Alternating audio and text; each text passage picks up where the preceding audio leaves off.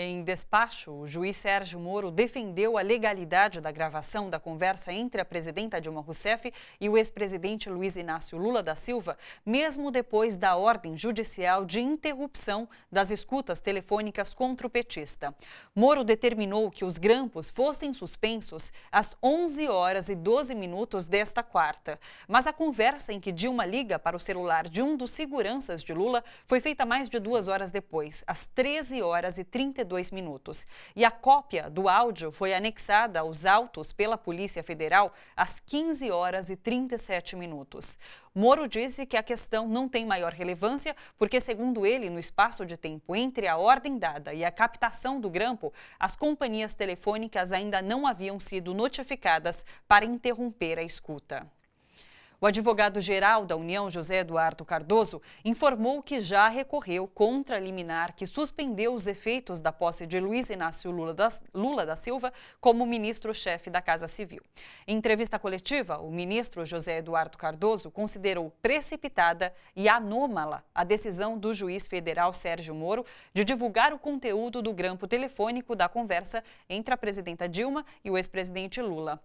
De acordo com o advogado-chefe da União, Sérgio Moro não tinha competência para fazer o que fez, considerando a prerrogativa de foro especial da presidenta da República.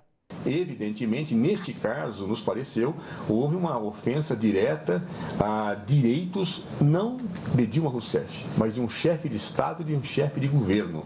Essa é uma questão de Estado, literalmente de Estado, ou seja, não é uma questão de direito individual só de alguém, é uma questão de Estado. Um presidente da República não pode ter o seu sigilo devassado sob qualquer argumento, a não ser pelo órgão jurisdicional competente, que é a Suprema Corte, que mesmo a Suprema Corte deveria tomar todas as cautelas para fazê-lo, por força da legislação que transforma as comunicações de um presidente da República em questão de segurança nacional. Você pega uma escuta dentro de um contexto, tira uma série de conclusões de possibilidades, não de certezas, né?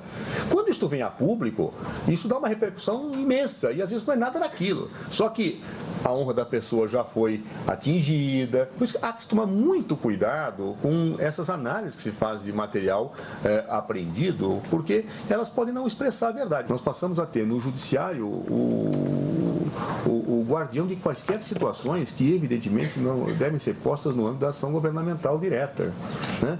O judiciário, as ações judiciais passaram a ser um instrumento de ação política.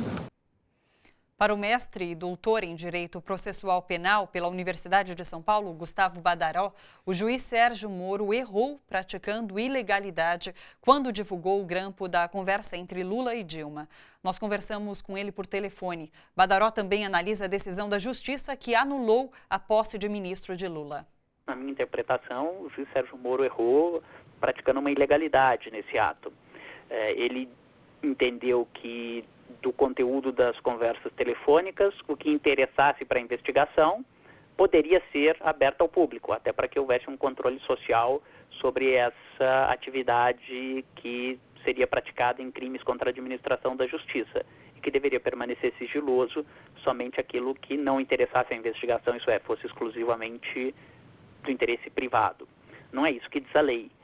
A minha interpretação da lei de interceptação telefônica, e ela parece bastante clara em seu artigo 8º, ela diz que todas as interceptações telefônicas devem ser autuadas em apartado, isso é, ficar separado dos autos principais, sendo mantido o sigilo, tanto das conversas quanto das transcrições, sem qualquer distinção, interesse ou não interesse para a investigação. A divulgação desse conteúdo era mais do que previsível, causaria uma grande celeia, um acirramento dos ânimos, e isso agora se repete pela manhã de hoje, quando um juiz federal, do Distrito Federal, acolhendo uma ação popular movida por um cidadão, teria determinado a suspensão da eficácia jurídica do ato de nomeação e posse do ex-presidente Lula como ministro da Casa Civil. A fundamentação no sentido de que, com esse ato, a presidente Dilma estaria interferindo no poder judiciário, no poder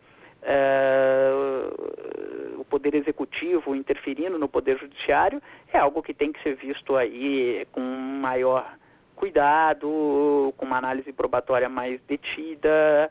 A mim parece que a concessão dessa liminar foi precipitada e pode implicar ainda em mais acirramento dos ânimos e os poderes da República não só deixando de funcionar harmonicamente entre si, como passando a atuar contraditoriamente, o que é um problema ainda mais nesse momento sensível que o país passa.